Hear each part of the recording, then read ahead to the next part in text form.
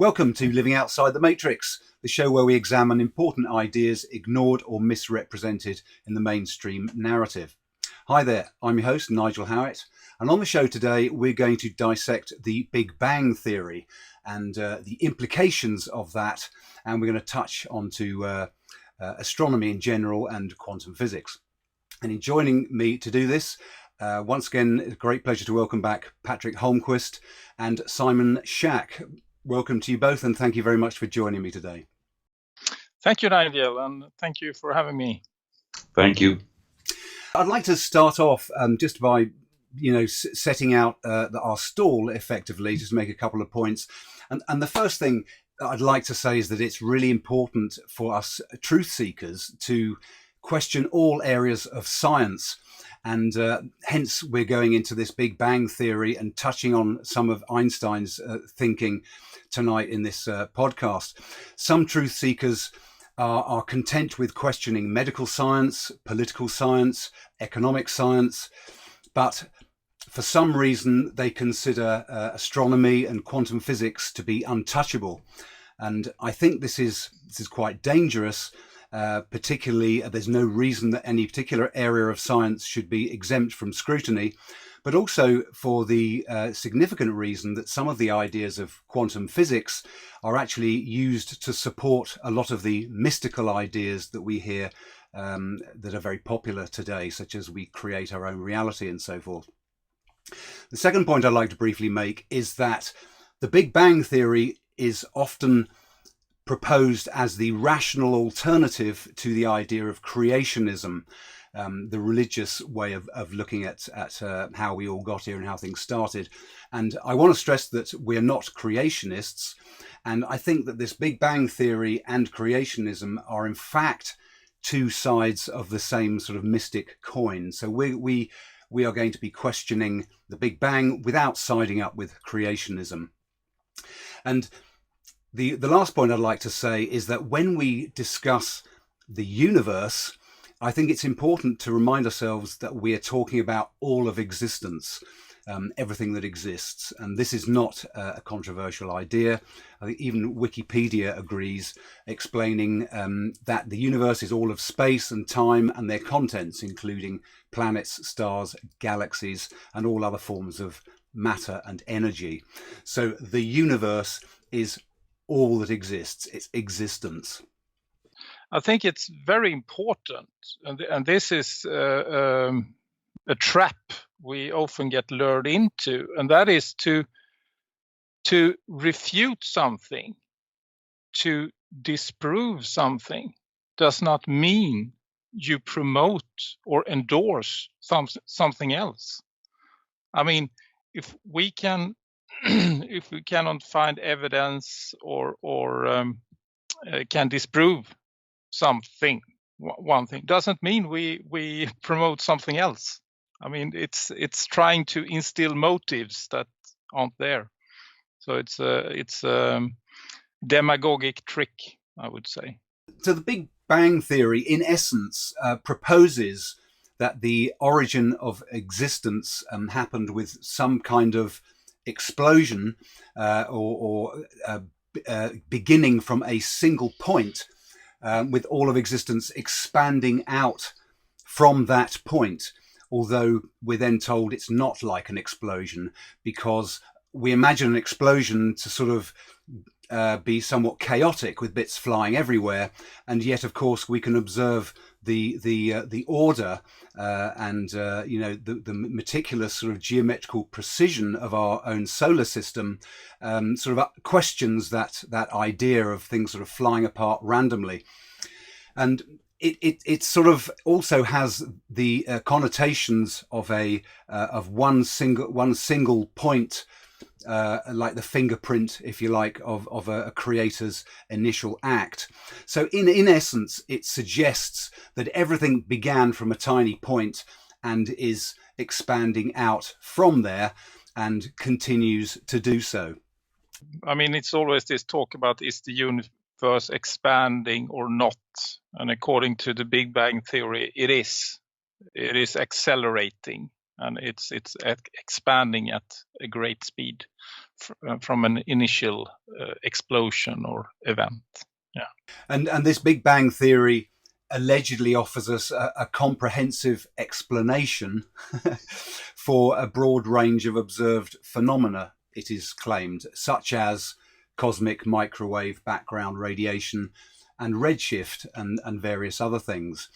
But there are question marks over this, and maybe we can start by looking at redshift. And this idea sort of largely coming from Edwin Hubble's observations back in 1929, which are often claimed as proving the Big Bang theory. Can you tell us a little bit about redshift, Patrick?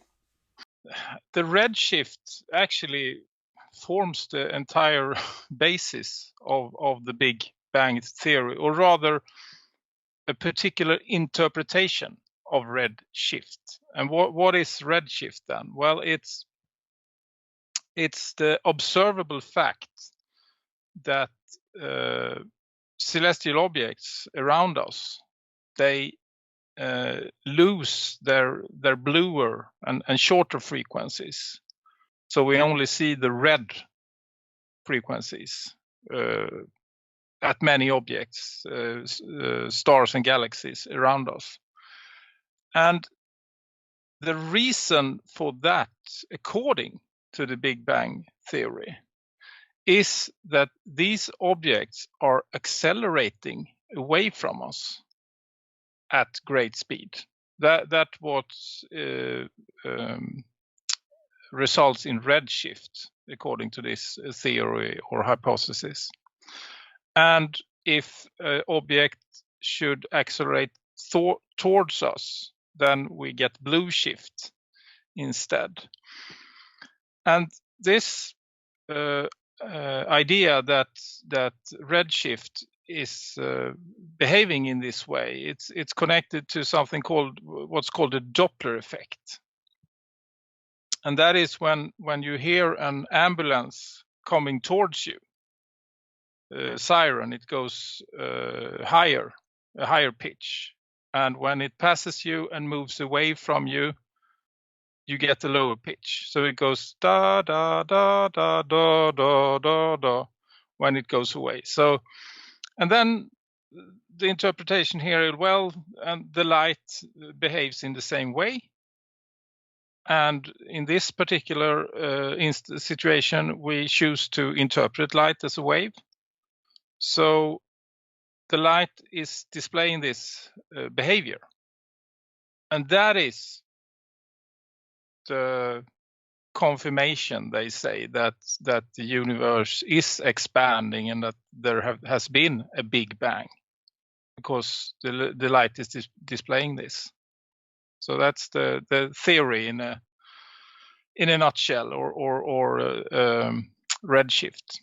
One big misconception is that Edwin Hubble held on to his theory for all of his career, because it's a paradox that they use Edwin Hubble's ideas to promote the Big Bang, because in reality he actually stepped away from it. He didn't at the end of his career.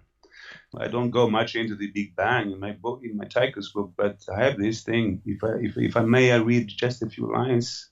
Please go ahead. And it's goes like this. It's the Great Hubble Misconception. It's a little small chapter in my book. And so I wrote this. The incredible thing about Edwin Hubble is that Big Bang theorists have somehow seized upon his work to back up their constantly expanding universe claims. This in spite of the fact that Hubble himself eventually stated that his observations did not suggest that our universe is continuously expanding, i.e., that the higher redshift detected in ever more distant galaxies does not indicate or equate to ever faster recession rates of the same. So recession means when stars go away from us. Recession is the supposed motion of galaxies drifting away from our solar system.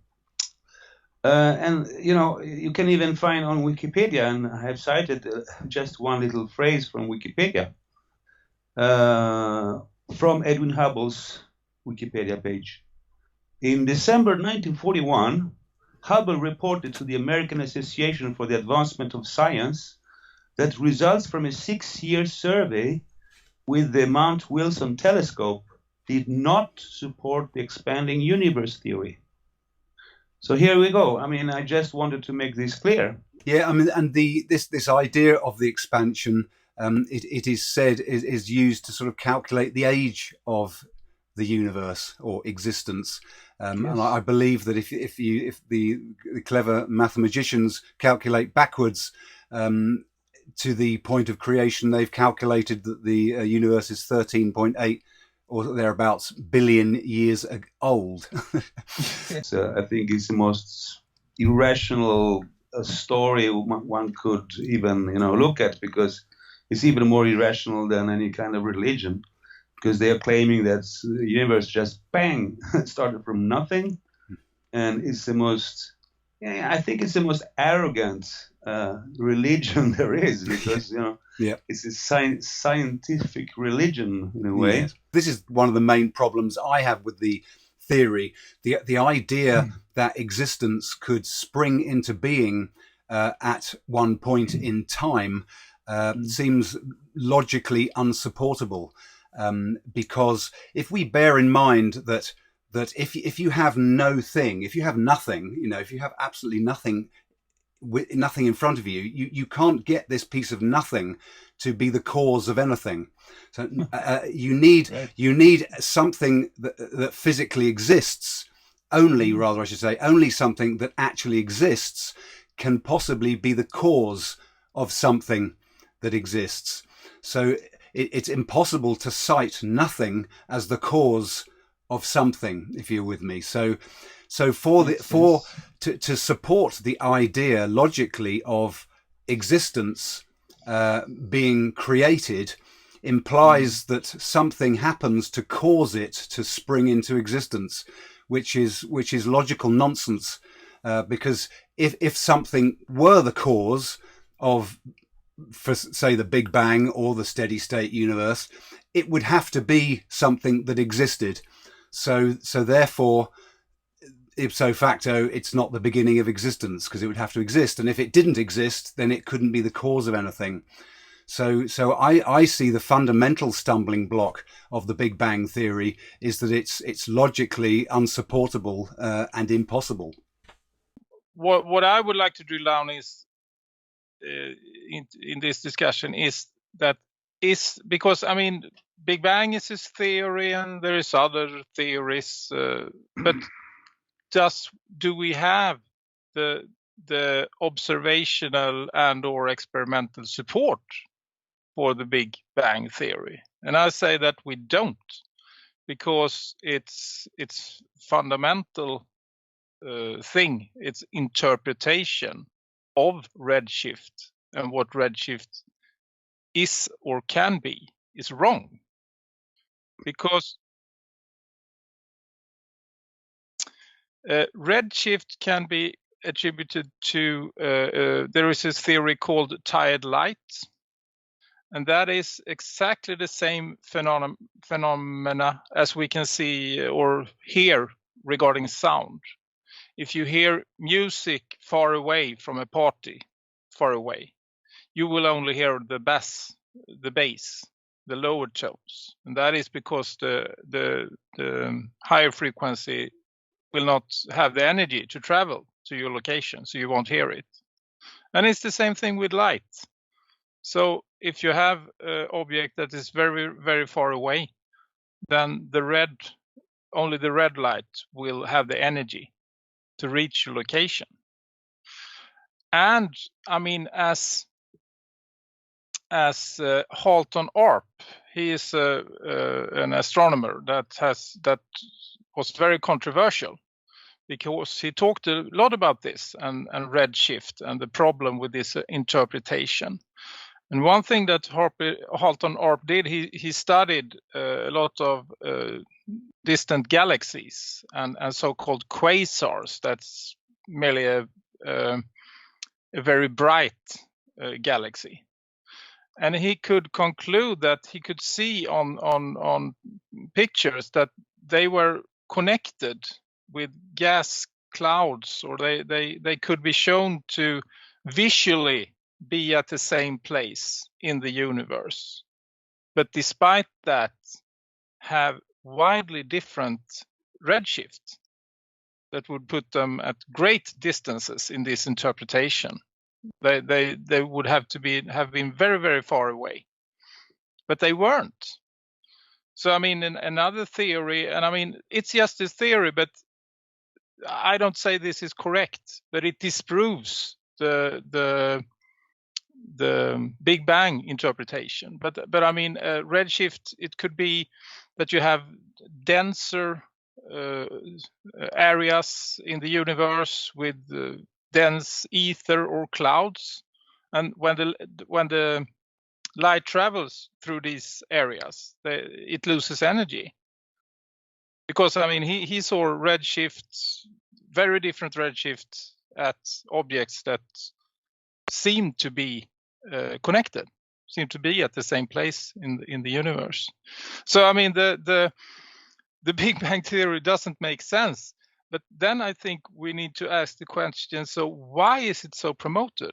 Because I mean, they always do this. Well, I mean, the Big Bang, I mean, it has its problems, but we have nothing better. This is the theory with the most evidence for it. But that isn't true. I mean, it can be disproven, but as soon as anyone like Halton Orp brings this up, he gets shunned away. So why is this? And I would say it's connected. It's connected with Simon's research, and what we say, there is a saying, perspective is everything. So what do you need in a heliocentric solar system? You need a very, very big universe, because we are supposed to go around the sun, and this being displaced every 6 months, 300 million kilometers. And if we and even though we do that in the heliocentric model, we don't see any star parallax, or we can measure star parallax, but it's so small that we can't notice it with our eyes. We have to measure it, and it's wrong as well. I mean, we have both negative and positive, and Simon exposes that very well in his book. But since the parallax they claim is so small, then the stars have to be very, very far away. So this Big Bang, it fits into the heliocentric model because it makes the universe very big and expanding.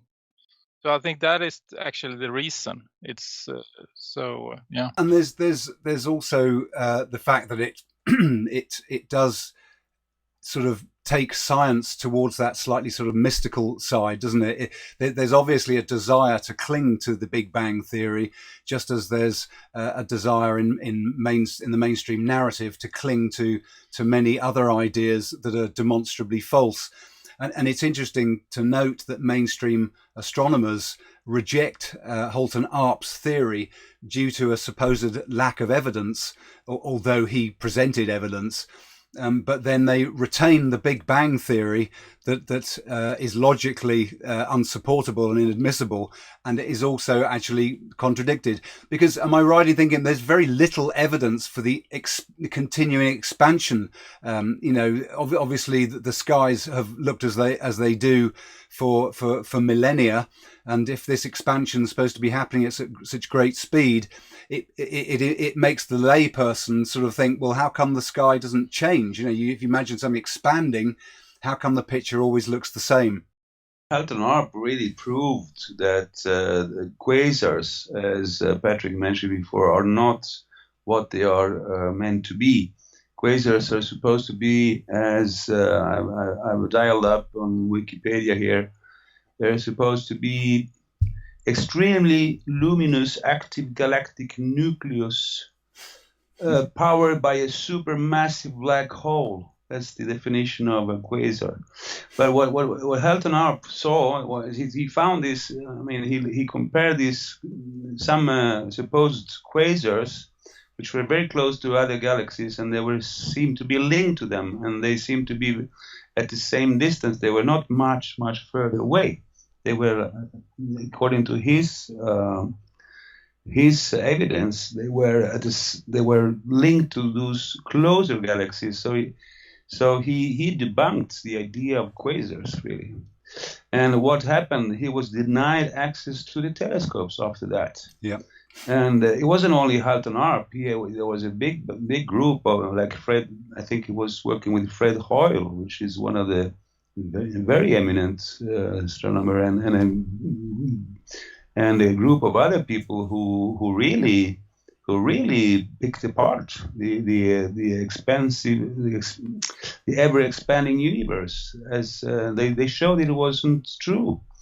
It is a mainstream idea that has somehow survived, thanks to lots of shenanigans. Yeah. That's what it is. It's not, and it was started by a priest called Georges Lemaitre, a French priest. That was the first guy who talked about the Big Bang, Yeah. Well, Einstein tried to back him up, but yeah, we're very, very with no evidence at all.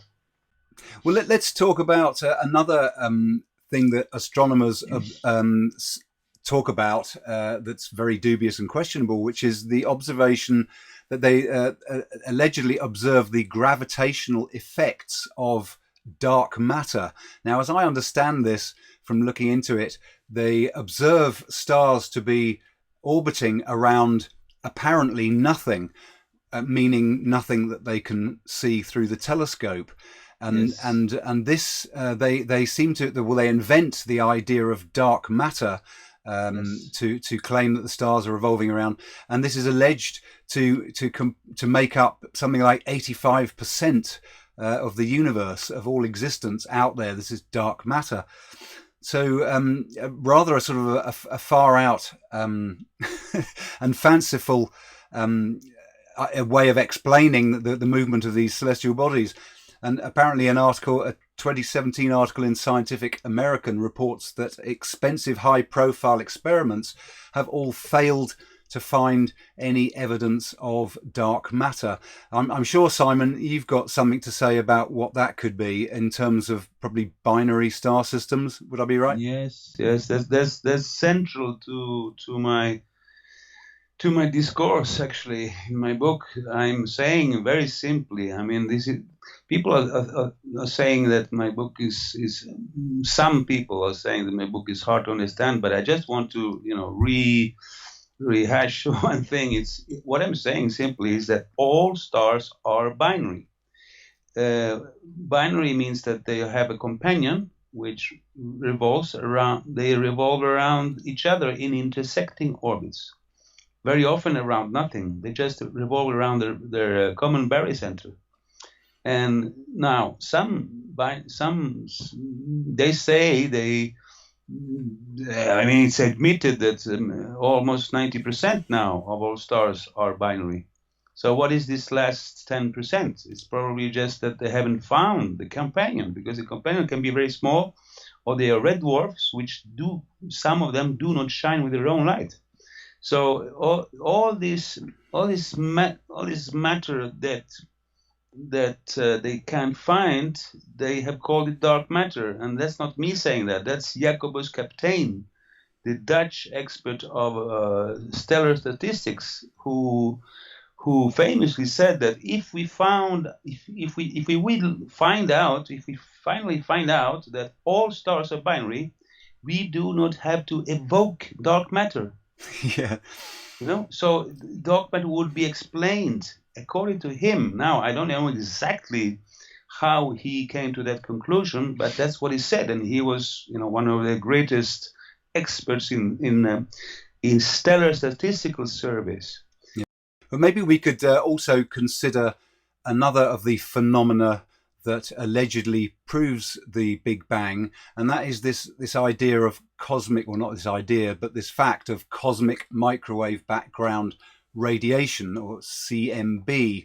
In 1964, this CMB was discovered, or should I say first detected, and it is said to reinforce the Big Bang theory. I've got a quote here again from Scientific American. It says, it convinced the cosmic microwave background radiation convinced many cosmologists that the steady state theory was falsified, since unlike the steady state theory, the hot Big Bang predicted a uniform background radiation throughout the universe caused by the high temperature and densities in the distant past. A wide range of empirical evidence strongly favors the Big Bang, it goes on to say, which is now essentially universally accepted. Close quote. I don't know about you guys, but I can't see, I know I'm a lay person, not an astronomer, but I can't see that the idea of a general background of any kind of radiation is proof of an explosion. It seems to me that a steady state universe could have inexplicable background microwave radiation in it just as much. Then, this cosmic background radiation has been, on the other hand, shown to be centered on Earth. So that has been picked up by geocentrists. The geocentrism is diverted into geocenter of the universe-ism. That they are driving this question that geocentrism should mean that the entire universe revolves around the Earth, and we have, of course, no observations or experiments that support this idea. We have lots of experiments and observations that support that the Earth, of course, is a diurnally rotating sphere. And we have the geometry that shows us it's a sphere. And in the question of if the universe is, or the stars is rotating around us, we can conclude that all the other spherical planets is rotating. And we can perform experiments with Foucault's pendulum, Coriolis effect, etc. That confirms that. Yeah, basically, we have experimentally proven that we are a globe that rotates, but not that it goes around the sun. You said all stars are binary. Yeah. Well, we don't know that. If we go strictly by science, we can say what we know, that we have not observed anything else than binary stars. That we know.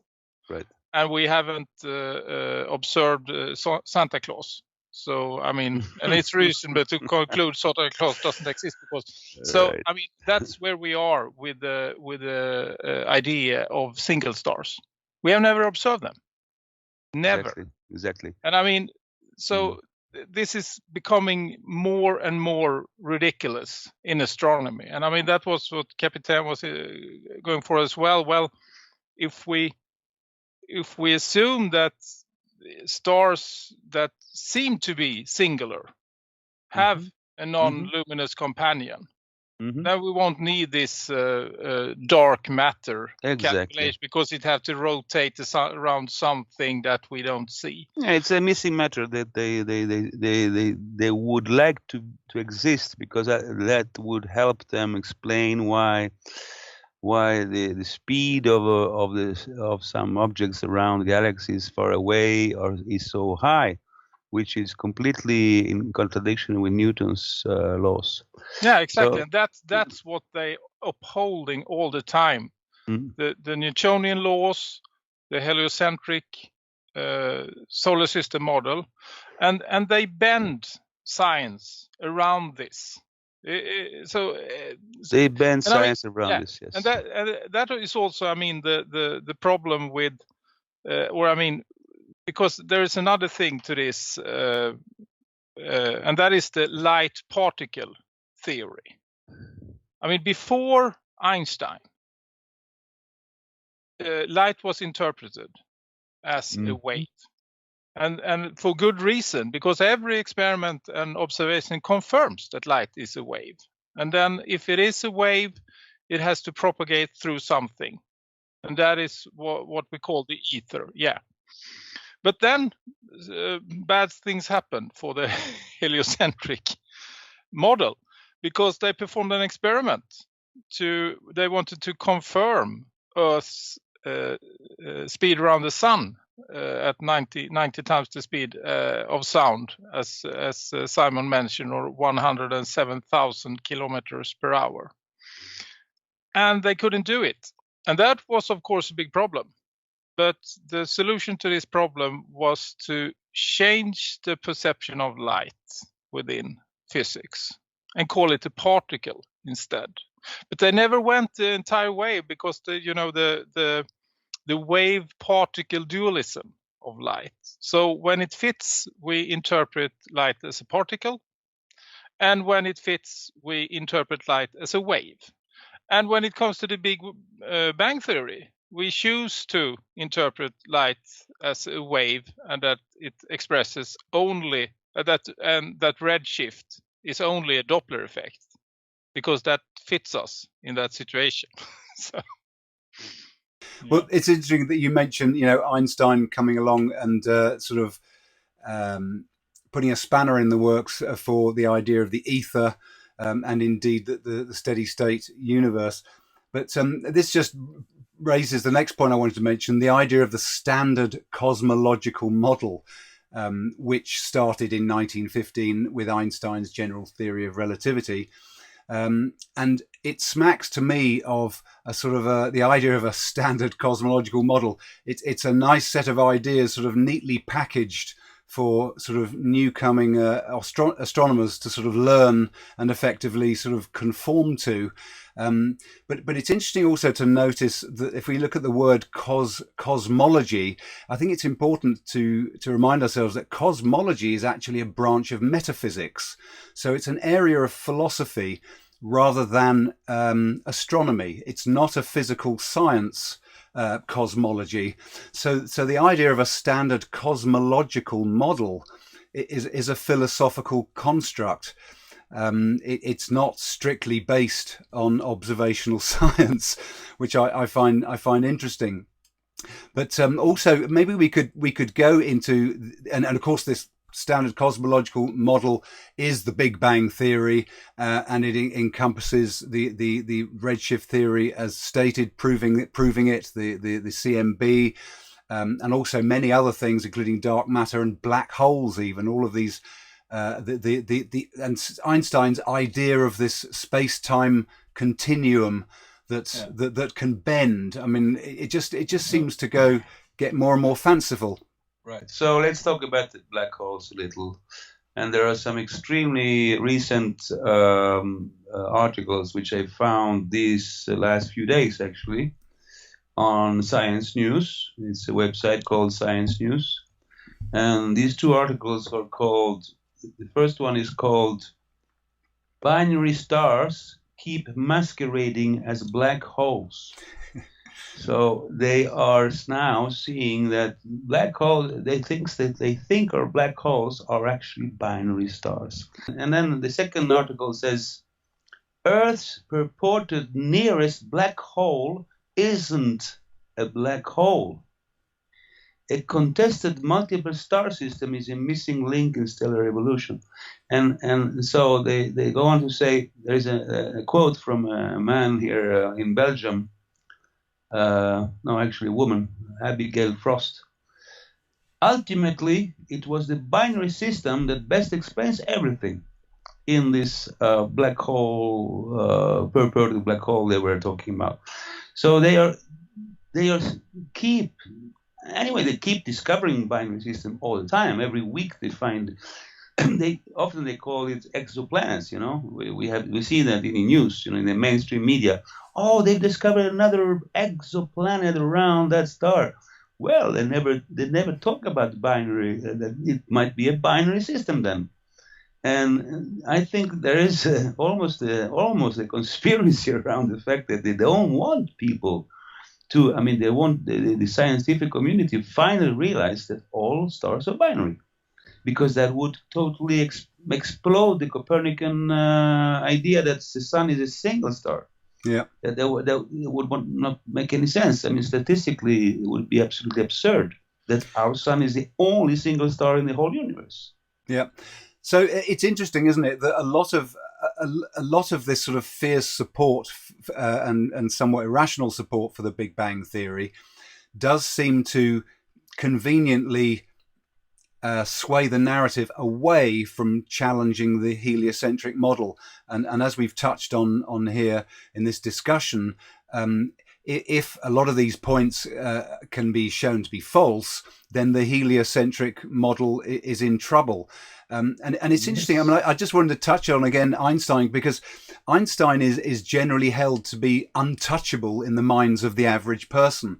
And I think even people that would consider themselves, quite skeptical truth seekers will sort of almost as a knee-jerk reflex just conjure up an image of a brilliant scientist who's utterly unquestionable, because Einstein is all hail Einstein. He's just the genius of all time. And unfortunately, this mental model, I think, gets in the way of us really understanding what was going on about 100 years ago in astronomy and cosmology, astrophysics. Because as you touched upon earlier, Patrick, the idea of the ether was largely accepted, and Einstein's ideas were said to blow that out the window. But the more you read, and I pulled up an article here that challenges it. I can't remember the where it came from actually, but it touched on the fact that most physicists at the time couldn't understand what the hell Einstein was on about, but the media at the time elevated him, into the status of a modern day rock idol. He was the first sort of physicist to ever achieve that kind of fame, and at the same time, hardly anyone really genuinely knew what he was talking about with his general theory of relativity. So I think we have to sort of, when we look around at the current context and we see how the media can create ideas in the minds of the masses, I think it's important not to forget that this didn't start last year or 10 years ago. This has been going on for a long time. And the idea of the public being misled by a media frenzy is a very old idea indeed, even with the limited media of bygone ages. And I mean, it's for me, it's very clear now, and there is a thread at Clues Forum that is called, I think, the saints of science, and that's what we're dealing with here. We're dealing with saints, and that means that science, what we have today and what we call science, isn't science. It could be described as scientism or academia, and that's a religion. And we have these saints, and we have Kepler, we have Galileo, of course, and Copernicus, and we have Newton, and we have Einstein, and we have Hawkins.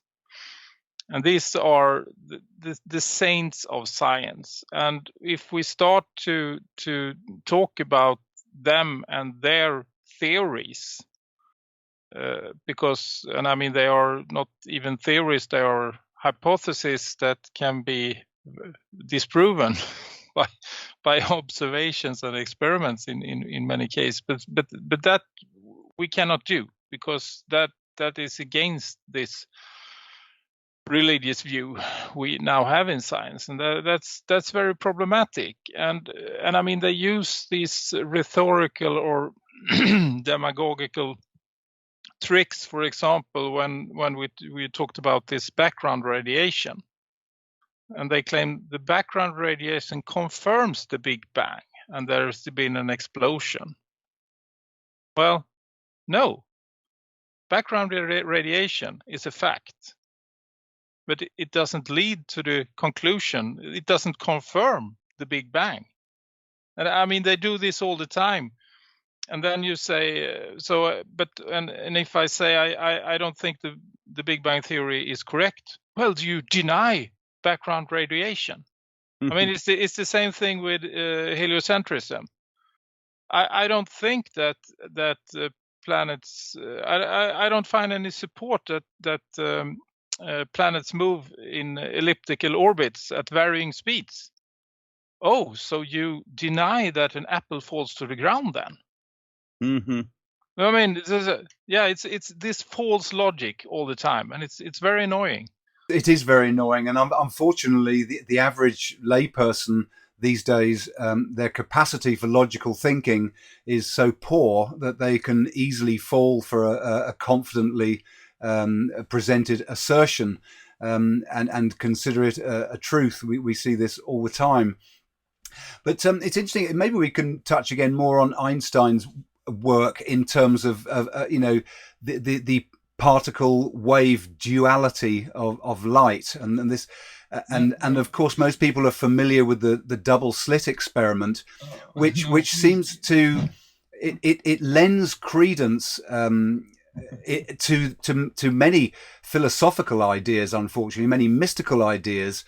It supports the idea that contradictions exist for a start, if light can be a wave and a particle, but more importantly, it supports ideas that the observer has an effect on the outcome of the experiment, with the double slit experiment being interpreted along the lines of when the wave function is observed, it collapses into a particle, and this is always championed by advocates that we create our own reality, advocates of the supremacy of consciousness, as the proof. Oh, this is the scientific proof that consciousness is actually in charge.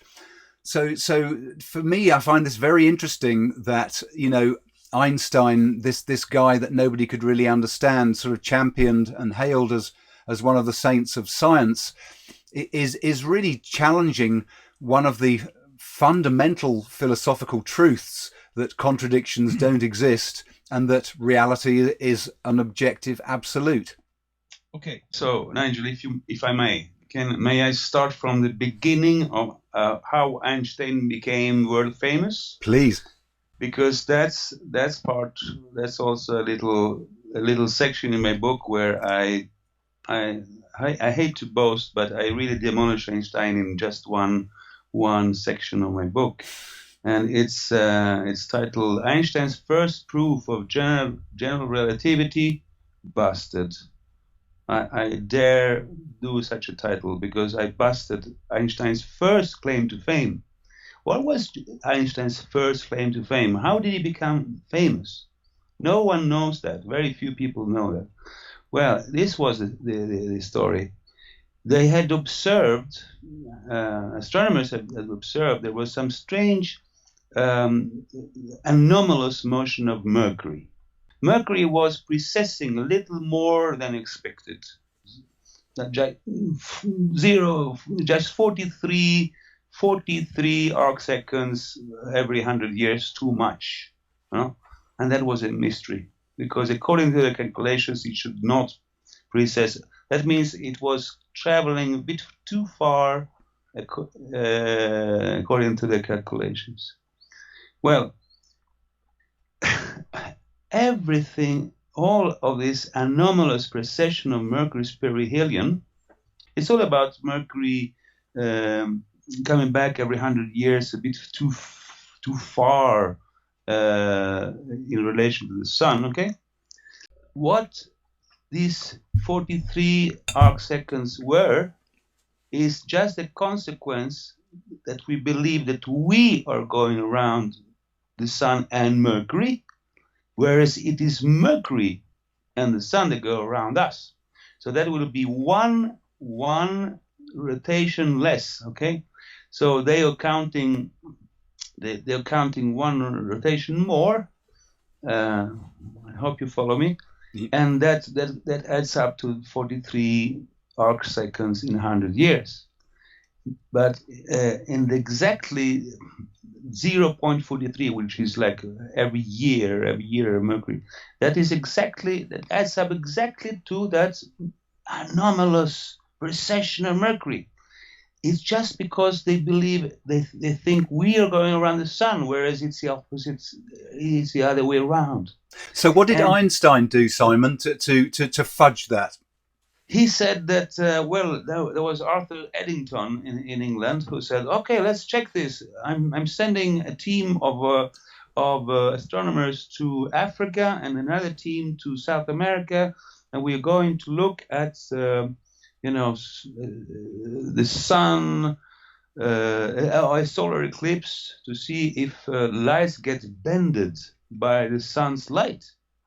And so we can explain this anomalous precession of Mercury. And they returned with some very blurry plates, and around these blurry photographic plates, they said, oh, yes, yeah, Einstein was right. And he became famous overnight. It was Arthur Eddington, the royal astronomer Arthur Eddington, that promoted Einstein to world fame. But it was all made very, very, very, in a very, very fishy way, I would say. Yeah. And with very, very bad evidence. Was this the experiment where they wanted to view an eclipse of the moon, didn't they? A total eclipse of the moon. I think it was in 1907, was it? Of the sun. They would say that, look at the stars around the sun. Their light will be bended just like Einstein predicted. But, it was very, very, not very convincing at all. Just to summarize that, to make it clear, in the Tycho's model in your book, with plugging all observable data into a different model of the solar system that's as explained in your book, that totally removes this anomaly that they were trying to explain. It exactly removes that anomaly. It exactly shows why. What was it that Einstein said in his general theory of relativity? Did this involved the space-time continuum and bending light as it passes by an object of immense mass? Was that the essence of the idea? Yeah, and let me read these little extracts from a paper from Mr. Vankov in 2011. Which is titled Einstein's paper on the perihelion motion of Mercury. So it goes like this. Einstein's paper devoted to the general relativity prediction of Mercury's perihelion advance is the only among his publications that contains the explanation of the general relativity effect. Since then, to our knowledge, he never returned to the methodology of the GR perihelion advance problem. So he didn't go back there because he probably knew it was completely, bullcrap. As a matter of fact, the general relativity foundational premises have been subjected to changes and reinterpretations, optional, alternative, or claimed correct ones by Einstein himself. He's been debunked in so many ways by so many different people. It is time to say goodbye to Einstein. I think the really important thing is that if we consider ourselves thinkers, if we consider ourselves truth seekers, rational men and women, if we're really looking to find out what's going on our planet, we've really got to question all of these human claims. And I want to distinguish this from some people say that reality is nothing like we think it is. I mean, David Icke has said that many times. Now, I want to dispute that. I think reality is like we think it is. And in our everyday lives, reality is entirely as we think it is. What needs to be questioned is the man-made as opposed to the metaphysically given, and specifically man-made ideas that are sort of conceptually and in distance remote from us, and all of these stories about climatology and the complex virology and astronomy, all of these things that the layperson has little or no access to. These are the areas that we must leave no stone unturned. We have to question all of these claims and ideas of men, and particularly the ones that have dominated or have been assisted into dominating the mainstream narrative. These are we must question all of these ideas, and quantum physics and these astrological, if that's the right word, ideas. The heliocentric versus the Tycho system in Simon, in your book, and many other questions, the existence of black holes and dark matter and event horizons and some of the fanciful nonsense that we hear. I think it's really important for us to question that and perhaps consider it as part of the scientism that we're seeing creeping in today, as we've seen, with the alleged pandemic recently. Yeah, I agree so much, Nigel. And one thing, what I was saying is that some people go, well, what does it matter how the universe was created, if it was a Big Bang or if the sun goes around the Earth or vice versa? Well, this has very serious and dire implications, because what we're seeing now, and this has been going on for a century, is a tremendous waste of human intellectual effort, because people are thrown into a rabbit hole, a fairy tale. And because of that, we can't make much, advances into physics or solve the energy problems, which are perfectly solvable. Because, we have this stupid relativity and particle light theory, for example. What is electromagnetism? We are not allowed to understand what it actually is, and then it's very hard to move forward in this field of science. And it's so bizarre and ironic, because the people who created the alternating current system that we are using still today, they all used the wave ether theory, Steinmetz, Heaviside, when they laid the groundwork for the physics that enabled electrical power grids, etc. They used ether theory, and suddenly that was wrong. Well, it's so sad, really, that we are in this situation, and that it's been going on for so long. And I would say enough is enough now. Let's throw this false religion in the trash can that's called scientism or academia or whatever, and these false saints or Do you have any closing comments, Simon? Well, closing comment will be that astronomy is obviously not so popular in nowadays, and because why? Because all astronomy studies are now concentrated on very distant galaxies and quasars and black holes and all that. All of this has been the consequence of not understanding our own solar system. I would go as far as to say that you could probably write a fable. If you're looking for a way through the woods, and someone tells you have to go left or right.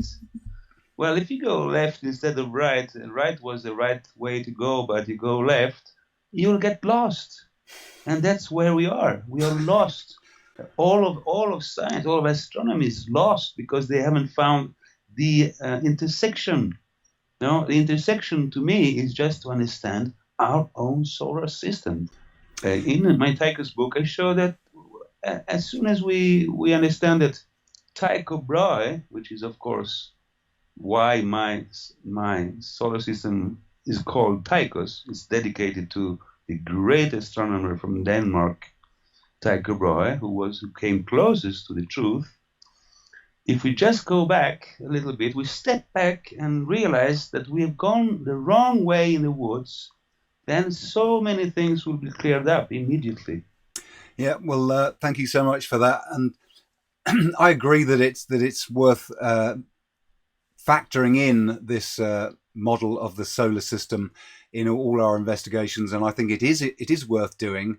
although, as you say, Patrick, some people prefer to focus on more earthly matters. But it helps shed light on the enormity of how disconnected from reality we really are, and how off the rails of reality science, alleged science, has become.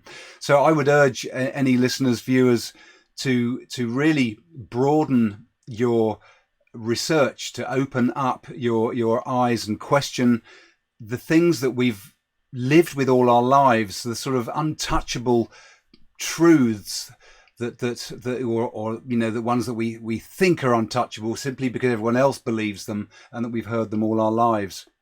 So thank you so much, gentlemen. Thank you very much, Patrick, for joining us from Sweden, and indeed Simon joining us from Rome. I really appreciate your time today, gentlemen. And thank you very much for listening. I'd urge you all to visit the website, lawfulrebel.com. Loads more there on interesting topics to research, and stacks of information on how to find truth. Meanwhile, I do hope you'll join us again for another episode of Living Outside the Matrix. Change you want to see.